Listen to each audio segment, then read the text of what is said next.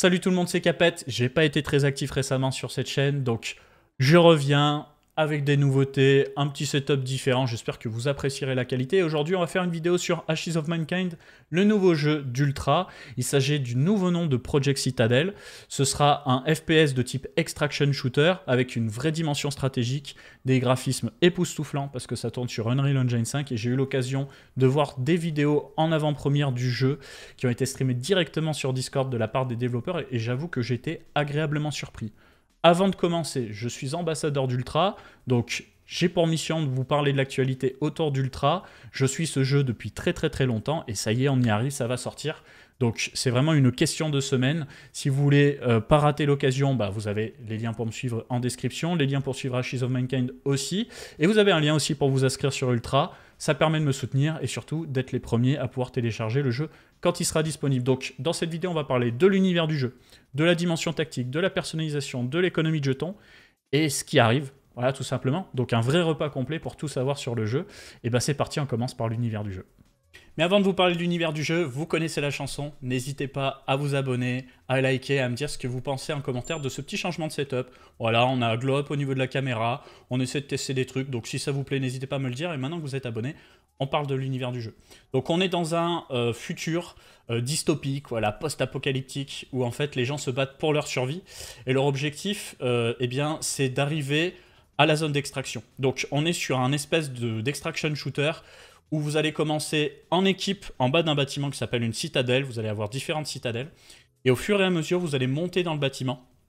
Vous allez découvrir des ennemis, des IA qui vont vous tirer dessus, des pièges. Vous allez trouver différents types de ressources. Plus vous allez monter dans la citadelle et plus le niveau de difficulté va augmenter. Et donc votre objectif, c'est d'arriver au bout en vie. Et il y a une forte dimension stratégique, mais on reviendra à ça juste après. Donc il faut voir un peu les citadelles comme un espèce de labyrinthe vertical, avec à chaque fois des éléments dynamiques qui changent de partie en partie, de sorte à avoir des parties qui soient justement uniques. Et tout ça sur Unreal Engine 5, bien sûr, donc visuellement, ça claque.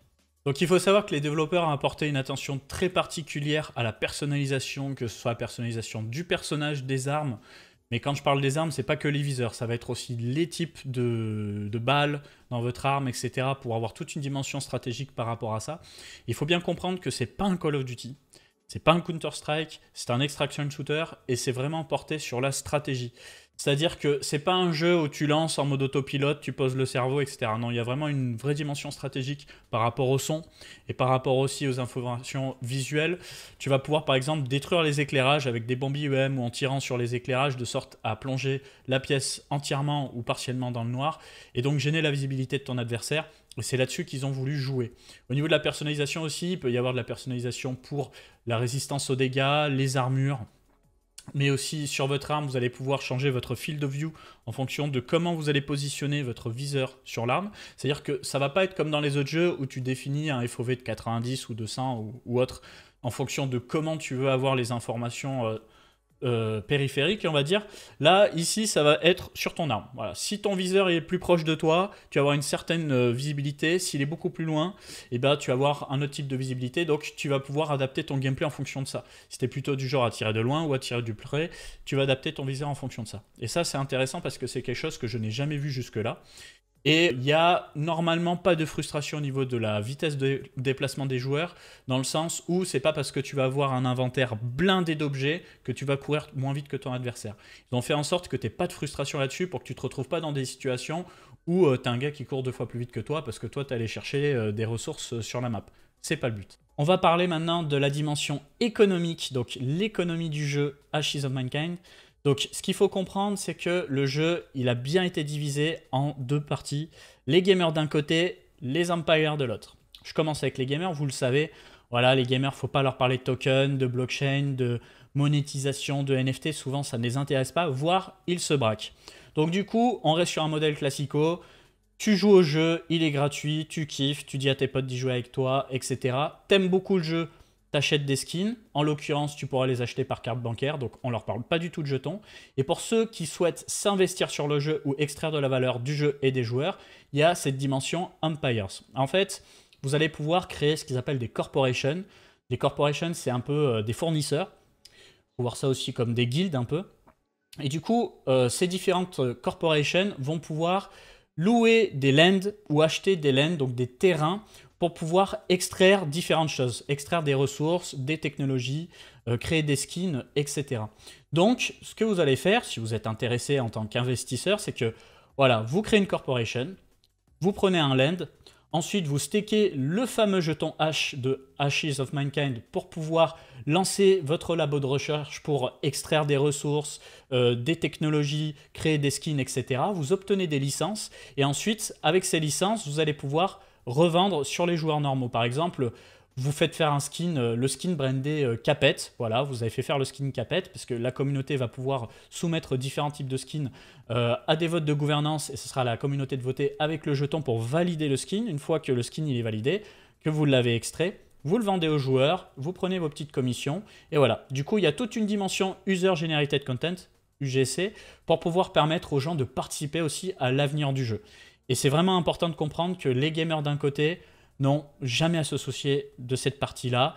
Et au final, tu vas pas avoir une dimension économique qui va un petit peu régir l'avenir du jeu. Parce que si par exemple ça se passe très bien, et ben, tant mieux, mais on le sait, généralement en bear market, les jetons de la GameFi, ça tient pas toujours correctement. Et donc le but, ce n'est pas de polluer l'expérience des joueurs avec la dimension économique, c'est vraiment quelque chose de bonus. Et ça, je pense que c'est vraiment important si on veut que le jeu tienne dans le temps.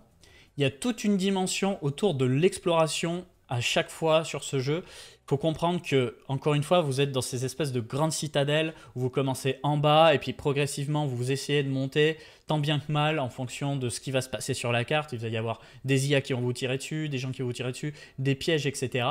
Il y a toutes sortes d'équipements spéciaux qui vont vous permettre justement de vous débloquer. Vous allez avoir des scanners, des drones, et vous allez pouvoir révéler des éléments cachés, mais aussi des passages secrets qui peuvent vous aider à vous débloquer. Et comme c'est des maps qui sont dynamiques, et ben vous n'aurez pas la même expérience à chaque partie, c'est pas du grand par cœur, et on verra ce que ça donnera du coup, si ça plaît aux joueurs ou non.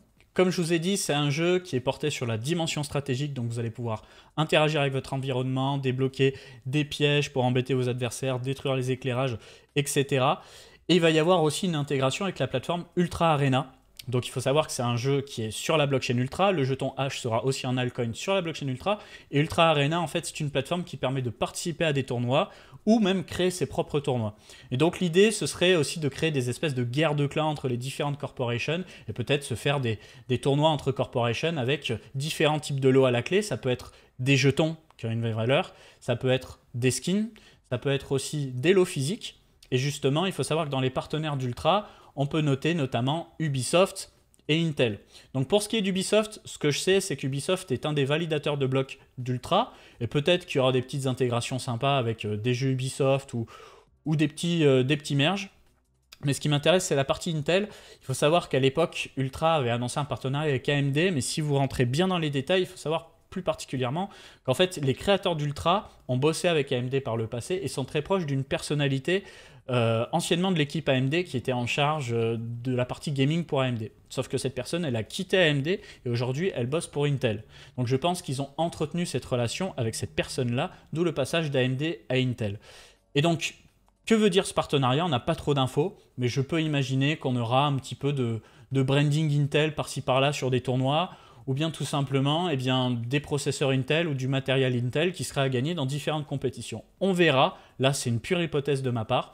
En tout cas, le jeu sera bientôt disponible. Les premiers à pouvoir y jouer, ce seront ceux qui possèdent un High Revenant Pass, qui est en espèce de petit NFT lié à votre wallet Ultra. Et après, ça va s'ouvrir progressivement. Donc moi, je vous laisse en description un lien pour vous inscrire sur Ultra.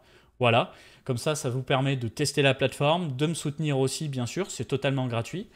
Comment ça va tourner le jeu? C'est du Unreal Engine 5, donc moi je m'attends à ce que ça tourne sur une RTX 3060 ou 3060 Ti au début, une RX 5700 XT du côté d'AMD ou des cartes graphiques plus récentes et meilleures. Voilà. Pour le moment, ils n'en sont pas à l'optimisation, ils sont à la finition des maps, des mécaniques de jeu, etc. L'optimisation, ça viendra après. Il faut savoir que Unreal Engine 5, voilà, c'est un jeu où c'est un moteur de jeu où suffit de faire un peu de travail sur la parallélisation des tâches, sur la précision des calculs, sur les éclairages, les ombres, etc. Et tu peux vraiment débloquer complètement les performances. L'optimisation, ça se fait à la fin, donc il ne faut pas s'inquiéter. Et de ce que j'en ai vu, ce n'est pas un jeu qui est extrêmement rapide comme un Call of Duty, donc il n'y aura pas un net avantage à avoir une très grosse config par rapport à une config un peu plus modeste, je pense. L'avantage, il se fait vraiment là, au niveau de la stratégie. En tout cas, j'espère que cette vidéo vous aura plu. Si c'est le cas, eh ben, vous me laissez un petit like, un petit commentaire, vous vous abonnez bien sûr. Et puis on se retrouve très vite pour de nouvelles vidéos. Et n'hésitez pas bien entendu à vous créer un petit compte sur Ultra si ce n'est pas encore fait. Ciao tout le monde.